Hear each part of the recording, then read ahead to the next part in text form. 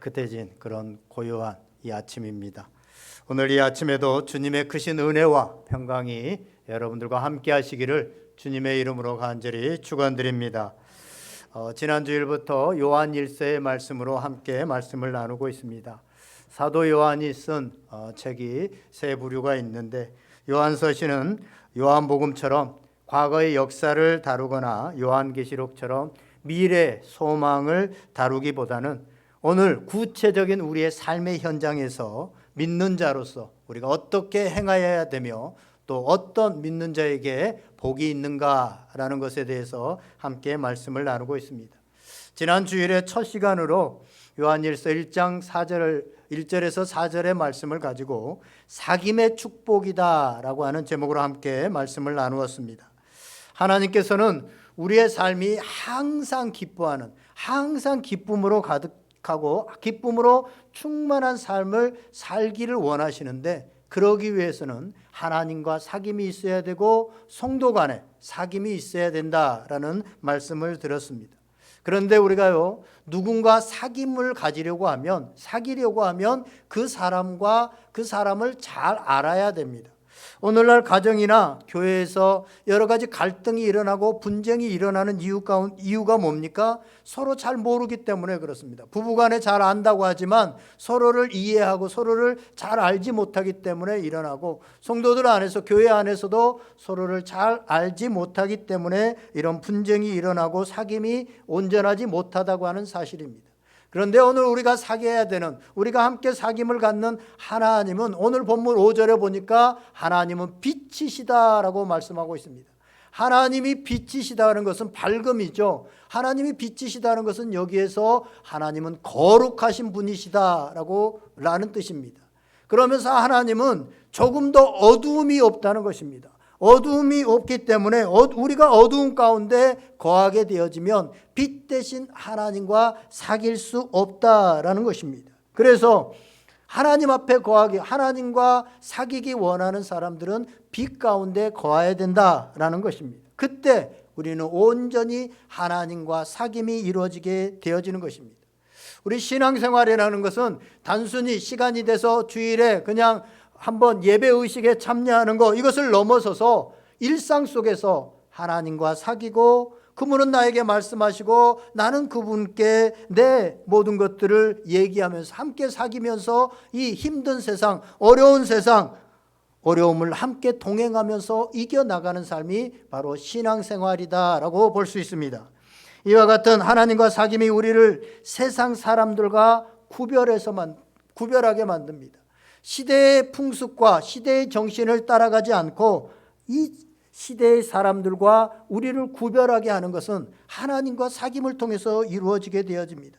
우리가 하나님을 모르고 하나님과 사귀지 않을 때는 그냥 세상 사람들처럼 똑같이 세상의 물질과 지식과 권력 등을 많이 모으고 그것을 가지고 누리는 것이 삶의 목표였습니다.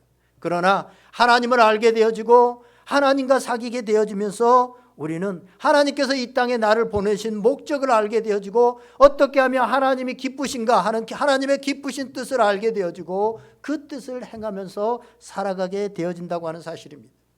그래서 하나님과 사귐이 굉장히 중요한데, 하나님과 사귐에 있어서 방해되는 것이 있습니다. 하나님과 사귐에 방해가 되는 것을 오늘 본문 6절에서는 이렇게 말합니다.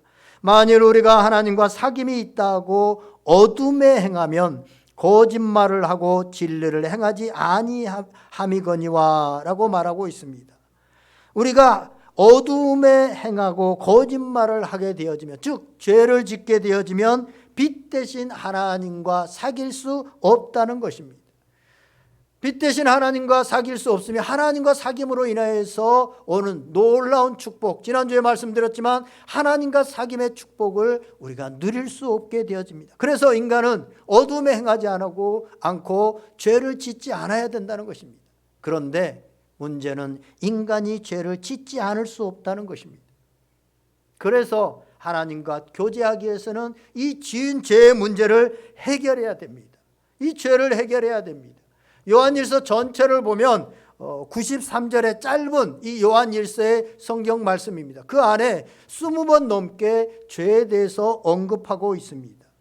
이를 보면 요한 1서에서도 전 성경에서 말씀하고 있는 것처럼 우리의 죄의 문제를 얼마나 깊이 다루고 있는가라고 하는 것을 볼 수 있습니다.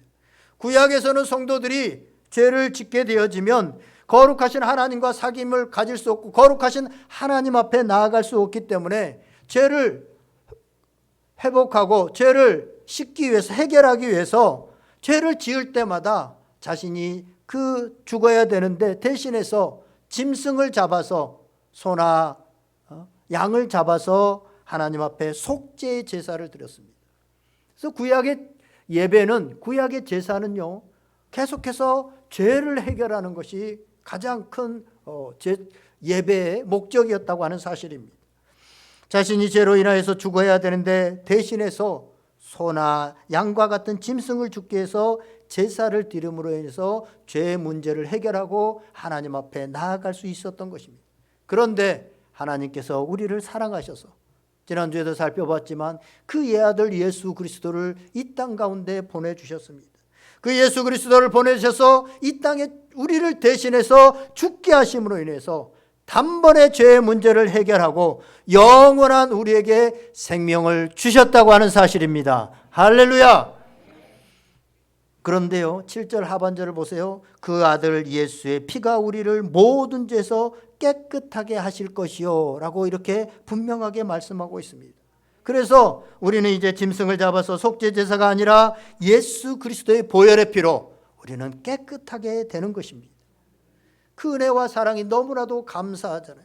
그 보혈의 은혜가 너무나도 감사해서 주님의 십자가를 묵상하고 감사하며 또 주님의 그 십자가를 본받아 따라가고자 하는 그 시간, 그 기간이 바로 이 사순절 기간입니다. 이처럼 예수님께서 우리의 죄를 위하여 십자가에 죽으심으로 하나님과 사귐의 길을 열어놓았지만, 다시 주님과 사귈 수 있게 열어놓았지만, 그 피가, 예수님의 죽음이 효력을 발휘하기 위해서는 우리가 죄를 인정하고 자백해야 된다고 하는 사실입니다. 우리 8절 9절 말씀 다 같이 한번 읽어보겠습니다. 8절 9절 시작. 만일 우리가 죄가 없다고 말하면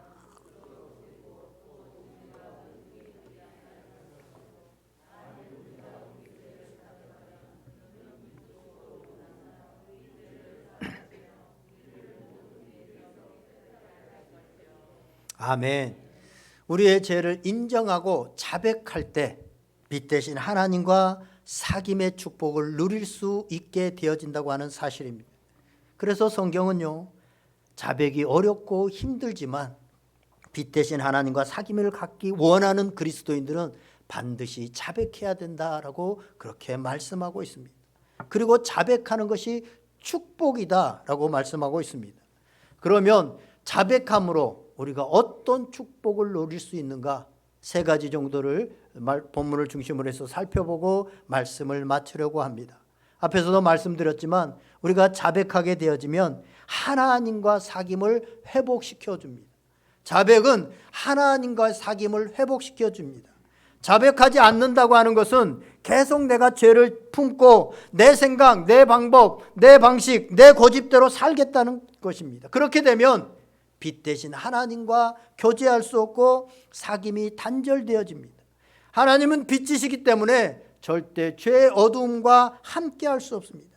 우리가 어둠 가운데, 죄 가운데 거한다면 빛 대신 하나님과 단절되는 것은 너무나도 당연한 것입니다. 그렇다고 우리가 죄를 지음으로 인해서 영원한 관계의 단절을 의미하지 않습니다. 만약 자식이 부모의 말을 듣지 않고 부모에게 잘못하면 부모가 한동안 떨어져서 안 보고 살 수는 있습니다. 그렇다고 부모와 자식 간의 그 관계가 원천 무효가 되는 것은 아닙니다. 마찬가지입니다. 우리가 신앙생활을 할 때도 하나님의 자녀된 우리가 범죄를 하면 하나님과 사귐이 단절됩니다. 그러나 하나님과의 관계가 완전히 무효화되지는 않습니다. 언제라도 죄를 청산하고 하나님 앞에 자백하게 되어지면 관계가 다시 정상화가 된다고 하는 것입니다. 이것이 바로 자백의 축복입니다.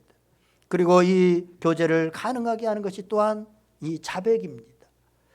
누가복음 15장에 보면 아버지를 떠나는 탕자가 나오죠. 아버지께로 돌아온 것, 그가 아버지께로 돌아올 수 있는 것은 그 아버지의 아들이었기 때문에 돌아올 수 있습니다. 비록 일시적으로는 아버지를 떠나서 죄악 가운데 거하며 교제가 끊어진 상태였지만, 사귐이 끊어진 상태였지만 그가 아버지께로 돌아와서 자신의 잘못을 깨닫고 자백하게 되어질 때 모든 것들이 회복되게 되어집니다. 누가복음 15장 21절과 22절에 보면 탕자가 이제 집을 떠났다가 아버지의 집으로 돌아옵니다. 그리고 아버지께 이렇게 말하죠. 아버지, 내가 하늘과 아버지께 죄를 지었사오니 지금부터는 아버지의 아들이라 일컬음을 감당하지 못하겠나이다. 내가 하늘과 아버지께 죄를 지었사오니 나를 아들이라고 일컬음을 감당하지 못하겠나이다. 이것이 바로 자백입니다. 내가 아버지께 죄를 지었습니다. 감히 아들이라고 불리는 것조차도 감당하지 못하겠습니다. 라고 고백하는 것이 바로 자백입니다. 하나님께 돌아와서 이렇게 자백했습니다. 그랬더니 그 아들에게 아버지가 뭐라고 합니까? 아버지는 종들에게 이르되 제일 좋은 옷을 내어다가 입히고 손에 가락지를 끼우고 발에 신을 신기라 라고 말하고 있습니다. 아버지와 아들의 관계가 완전히 회복된 것입니다. 이처럼 자백하게 되어지면 아무리 우리가 큰 죄를 범했더라도 하나님께서는 예수 그리스도를 통해서 용서하시고 다시 사귐의 축복, 사귐의 은혜를 회복시켜 주신다고 하는 것입니다. 이것이 바로 자백의 축복입니다. 사랑하시는 여러분, 이 사순절 기간에 우리를 위해 십자가에 대신 달려 돌아가신 예수 그리스도의 은혜를 생각하고 자백함으로 인하여서 주님께서 주시는 그 십자가의 은혜를 하나님과 다시 회복되는 이 사귐의 은혜가 가득할 수 있기를 주님의 이름으로 간절히 축원드립니다. 둘째로 자백은요, 구원의 확신을 분명하게 해줍니다. 여러분, 구원의 확신이라는 것이 뭡니까? 내가 죽어도, 내가 어떻게 되어도 나에게 영원한 생명이 있다라는 것을 확인하고 깨닫는 것, 이것이 바로 구원의 확신이라고 볼 수 있습니다. 우리는 예수 그리스도를 구주로 믿습니다. 그리고 그 구원의 표로 세례를 받았습니다. 그러나 시간이 지날수록 이 구원의 감격은 사라지고 습관적인 신앙생활을 하게 됩니다. 우리 시대의 문제는 성경의 지식이 없어서라기보다는 그 알고 있는 지식에 확신이 없어서 여러 가지 문제와 갈등과 회의가 생기게 되어집니다. 그럼 우리가 예수 그리스도를 감 믿었을 때 생각을 해보세요. 감 믿었을 때는 정말 죄를 자백하고 구원의 감격 속에서 살았습니다. 어떻게 하면 복음을 증거할까? 오늘 요한일서에 나오는 것처럼 이 사도들처럼 어떻게 하면 증언할까? 이런 마음으로 가슴이 뜨거웠고 늘 감격이 있었습니다. 그런데 이제 시간이 지날수록 구원의 감격이 점점 사라져 갑니다. 예수 감 믿었을 때는 구원의 감격에 살았는데 오히려 시간이 오래되면서 예수 믿은 지 오래되면서 내면에서 많은 좌절감들이 깔려 있습니다. 이처럼 구원의 감격과 기쁨과 열정들이 사라지고 신앙이 굳어지게 되어지는 이유 가운데 중요한 이유 가운데 하나가요, 죄의 문제를 해결하지 않기 때문입니다. 자꾸 사람이 죄를 짓게 되어지면 사람의 뒷발꿈치처럼 그 굳은 살이 박히는 것처럼, 그러면 딱딱해 돼서 어떤 감각이 없는 것처럼 구원의 기쁨과 구원의 감격이 점점 사라져 버립니다. 세상을 따라서 악인의 길을 따르며 죄인의 길에 서 있게 되어지면 양심의 가책이 있게 되어져서 성경의 말씀이 재미가 없습니다. 하나님의 말씀을 들어도 그 말씀이 귀에서 그냥 흘러버리고 가슴으로 내려오지를 않습니다. 뿐만 아니라 죄의 문제를 성경적으로 해결하지 않으면 하나님과 사귀고 싶어도 속 마음속에서 하나님과 사귀고 싶습니다 라고 해도 사귐이 되어지지를 않습니다. 사귐이 되어지지 않으면 교회 안에서도 그냥 친한 사람들하고만 평생 친하게 지내다가 신앙생활하고 맙니다. 한 번도 하나님의 사랑을 실천해 보지 못하고 용서를 실천해 보지 못하고 정말 미운 사람을 품을 수 있는 그런 가슴이 생기지가 않습니다. 그리스도를 자랑하고 싶고 주변에 가서 전하고 싶은 그런 욕구도 일어나지 않습니다. 이런 삶이 계속되어지면 신앙은 매너리즘에 빠집니다. 신앙의 기쁨도 의욕도 열정도 다 사라지고 만다고 하는 그 사실입니다. 그냥 밖으로 언뜻 보면 좋아 보입니다. 뭐 직장 생활도 잘하고 있고 가정에도 큰 문제가 없고 교회에 와서 예배 드리고 부족함이 없습니다. 그런데 그 내면에 들어가 보면, 그 마음에 들어가 보면 삶의 기쁨이 점점 잃어가고 있습니다. 삶이 공허해집니다. 왜 사는지 삶의 의미들이 없습니다. 더 심하면 이제 죽고 싶은 마음까지도 듭니다. 왜 그렇습니까? 구원의 기쁨과 감격을 잃어버리고 있기 때문에 그렇습니다. 이 죄라는 것은요, 하나님께서 주신 것이 아니라 사단에게서부터 온 겁니다. 이 죄는 빛이 아니라 어두움입니다. 어두움 속에서 이 죄는 잉태되어지고 싹트고 자라가게 되어집니다. 그리고 이 죄의 결과는 바로 절망과 죽음이라는 것입니다. 그래서 우리 가운데 해결하지 않는 문제들이, 죄가 계속해서 있게 되어지면 계속적으로 사단은 우리를 절망과 죽음으로 몰아가는 것입니다. 죄가 있는 곳에는 반드시 어두움이 있죠. 사람들이 빛을 좋아한다고 하지만 사실은 실제로는 어두움을 더 좋아합니다. 죄 있는 사람들은 빛을 싫어합니다. 자신의 죄가 드러나기 때문이죠. 오늘 본문 5절에 보면 하나님은 빛이시다라고 분명하게 말씀하시면서 어둠이 조금도 없다라고 말합니다. 빛이 비추게 되어지면 모든 것이 드러나게 되어집니다. 빛이 있는 곳에는 영광이 있고 거룩함이 있고 순결이 있고 진리가 있고 열정이 있고 뜨거움이 있습니다. 빛의 역할 중에 가장 중요한 것은 어둠과 죄를 순식간에 몰아낸다고 하는 사실입니다. 이곳에 어둠이 가득 차도 작은 촛불 하나만 여기에 밝히면 이곳의 어둠들은 다 물러가게 되어집니다. 이것이 바로 빛의 능력입니다. 우리 안에 빛이신 예수님이 오셨다고 하는 것은, 예수님을 모셨다고 하는 것은 빛이신 하나님께서 어두운 우리 인생을 밝히 비춰주신다는 것입니다. 마치 불 꺼진 방에 불이 환하게 켜지는 것과 같습니다. 우리는 우리 자신의 내면의 방을 깨끗이 청소하고 싶고, 그렇게 해도 빛이 없으면, 캄캄하면 어디를 치워야 되는지 어떻게 치워야 되는지 보이지가 않습니다.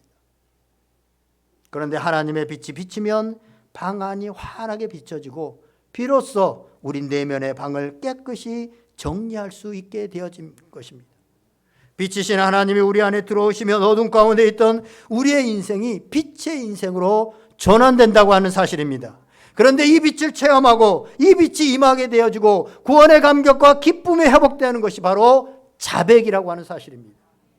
우리가 죄를 짓지 않을 수 없기 때문에 우리는 온전하게 되어야만 빛이신 하나님께 나아가야 하는데, 우리는 그럴 수 없기 때문에 자백이 하나님 앞에 나아갈 수 있는 귀한 길이라고 하는 사실입니다. 이처럼 우리가 자백해야 되는데, 죄를 자백하기 위해서는 먼저 내가 죄인임을 인정하는 것이 필요합니다. 그것이 먼저입니다. 특별히 살인이나 도둑질 같은 죄를 안 지으면 죄인이 아니라고 착각하는 사람들이 있습니다.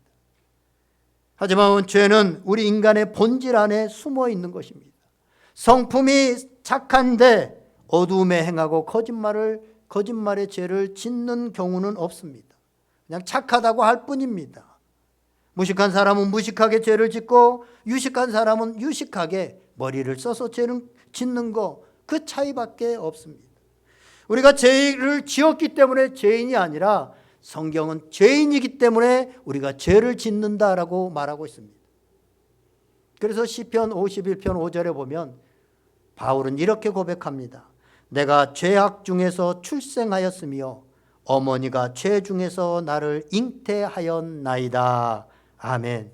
성경은 분명히 우리가 죄인이라고 말을 합니다. 그럼에도 불구하고 내가 죄가 없다라고 한다면 그 사람은 스스로 자기를 속이고 하나님을 속이는 것이다 라고 말씀하고 있습니다. 10절 말씀을 보세요. 10절 말씀 다 같이 한번 읽어보겠습니다. 시작. 만일 우리가 범죄하지 아니했다면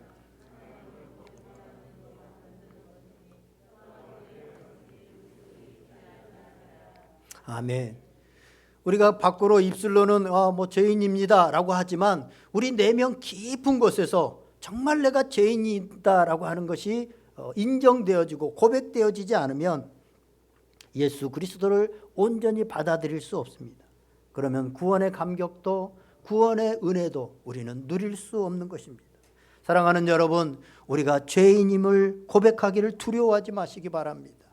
죄에 대한 관점을 받고 죄인임을 고백할 줄 알아야 됩니다. 바로 거기서부터 구원과 영생이 시작되기 때문입니다. 고백이 없으면 죄 씻음이 없습니다. 우리가 우리 안에 죄성을 깨닫고 정직하게 고백한다면 우리에게 구원의 즐거움과 구원의 기쁨을 회복시켜 주실 것입니다. 사랑하시는 여러분, 죄가 씻기는 경험 없이는 구원도 없습니다. 구원을 받았다는 것은 내 죄가 씻음을 받았다는 것입니다. 사단이 내 몸속에서 쑥 빠져나가는 경험이요, 나를 괴롭히는 사단의 세력들이 나를 떠나는 경험이 바로 이 고백을 통해서 이루어진다고 하는 사실입니다. 그리고 성령의 불로 내 영혼이 태워지고 새로워지는 경험도 마찬가지로 우리가 죄를 자백하는 경험을 통해서 이루어진다는 것입니다. 이 모든 축복이 진실로 우리가 죄인임을 알고 우리 죄를 자백할 때 주어진다고 하는 사실입니다. 사랑하시는 여러분, 우리의 죄를 자백함으로 구원의 확신이, 우리가 구원받았다고 하는 이 확신과 즐거움이, 이 기쁨이 분명해지는 그런 축복이 임하기를 주님의 이름으로 간절히 축원드립니다. 마지막 세 번째로, 자백은요, 죄와 불의로부터 깨끗하게 합니다. 오늘 자백한다라고 하는 단어 원어에 보면 호물로게오라고 하는 단어인데, 이것은 하나님과 함께와 말하다라고 하는 이 말의 합성어입니다. 그래서 우리가 죄를 자백한다는 것은 하나님의 관점에서 말한다라고 볼 수 있습니다. 많은 사람들이 죄를 깊이 자백하지 않는 이유 가운데 하나는 겉으로는 죄인이죠, 나 죄 짓지요 라고 하지만 그 속 내면에는요, 세상에 이만큼 죄 안 짓고 사는 사람 어디가 있어? 나 정도면 그래도 평균 이상을 사는 거야. 그래도 아무개 누구누구 집사보다 누구누구 장로보다 나는 더 깨끗하고 나는 더 하나님 앞에서 정직해 라고 이런 마음들이 내면 가운데 있기 때문에 진정한 회개가 되어지지 않습니다. 그런데 죄의 자백은요, 사람과 아무개와 비교하는 것이 아니라 하나님의 관점에서 봤을 때 하나님의 관점으로 내 자신을 살피는 겁니다. 거룩하신 하나님 앞에, 빛 대신 하나님 앞에서 내 자신을 보면 흠도 티도 모든 것들이 다 보입니다. 그러니까 얼마나 더러운 존재인가, 얼마나 죄악의 존재인가 라고 회개할 수밖에 없다고 하는 사실입니다. 이 죄를 구체적으로 낱낱이 하나하나 고백하는 겁니다. 오늘 성경 9절에 보니까 만일 우리가 우리 죄를 자백하며 이렇게 나와 있는데, 죄를 자백하며, 그러니까 죄가 하나밖에 없는 것 같지만 영어 성경에 보니까 이 죄를 뜻하는 신이라고 하는 단어가 신스라고 되어 있습니다.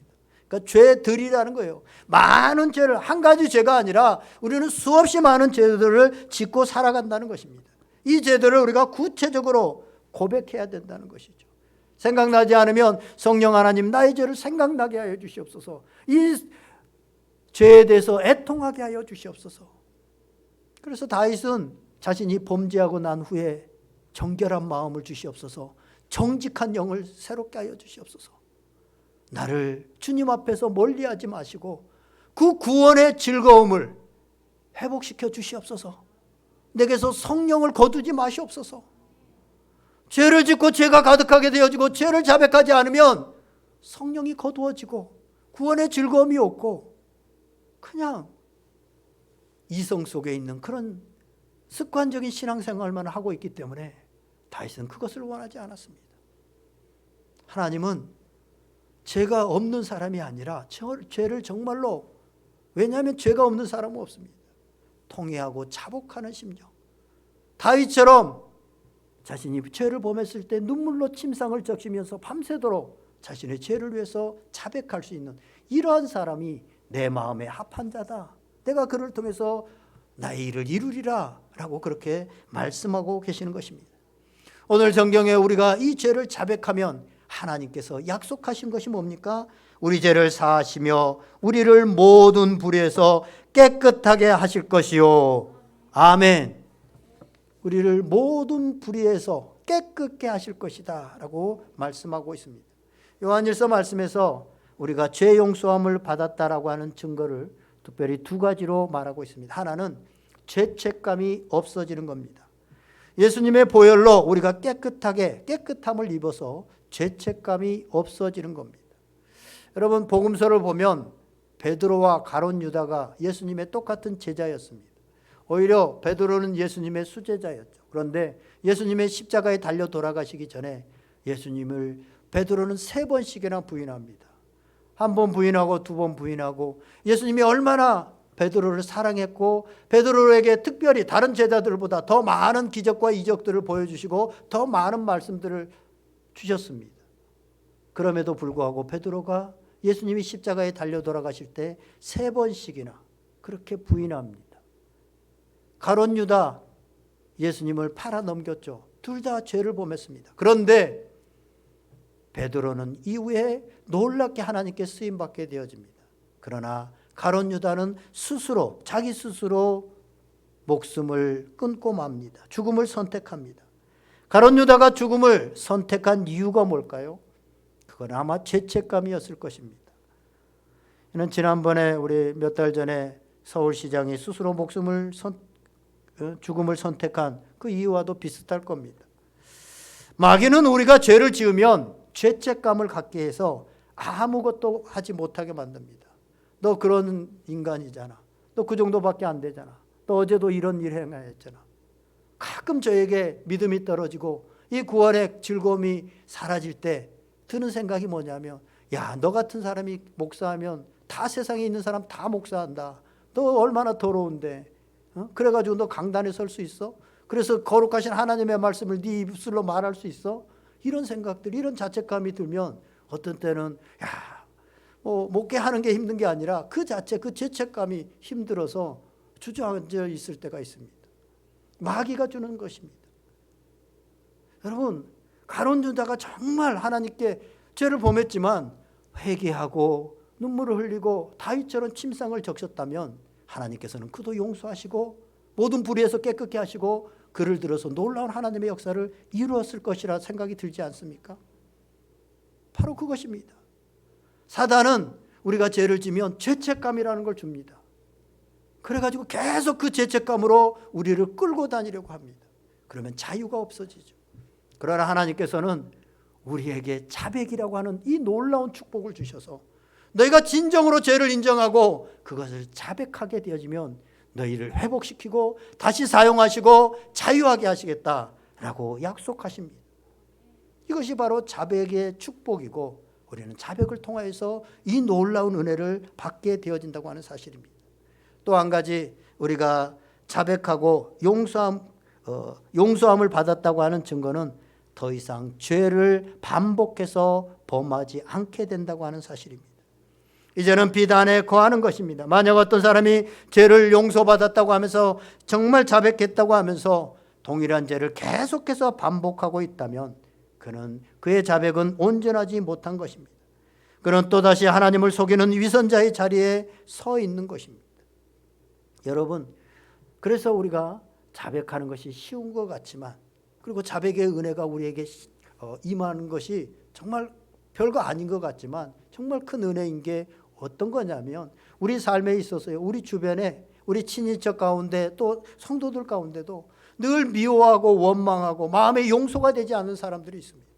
그런데 우리가 자백하게 되어지면, 여러분, 우리 마음 가운데 용서되지 않고 계속해서 우리 마음에 원망이나 이런 어떤 이런 것들이 있으면요, 결국은 자기 영혼이 망가지게 되어지고 자기 몸이 나타나게 되어집니다. 그래서 병이 오게 되어집니다. 자기가 힘들어지는 거죠. 그런데 이게요, 자백을 통해서 용서가 되더라는 겁니다. 자백을 통해서 되더라는 겁니다. 내 힘으로는 도저히 안 되는데 예수 그리스도의 십자가를 바라보면서 주님 앞에 기도하고 자백했더니 이게 되더라는 겁니다. 할렐루야. 이게 되는 게 아니에요. 여러분, 되는 게 아닙니다. 여러분, 평생 용서 못하는 사람들, 여러분의 가슴에 응어리로 갖고 있는 사람들이 있잖아요. 그러면 그 사람도 정말 복되지 않는 인생이지만 내 자신도 마찬가지입니다. 내 자신도 축복된 인생이 되지 못합니다. 왜 그 사람이 나를 좌우하게 만듭니까? 그 사람을 보기만 하면 뭔가 움찔거리고 주춤하고 미운 생각이 든다는 것은 그 사람이, 내가 제일 미워하고 내가 제일 싫어하는 사람이 지금 내 인생을 좌지우지하고 있는 거예요.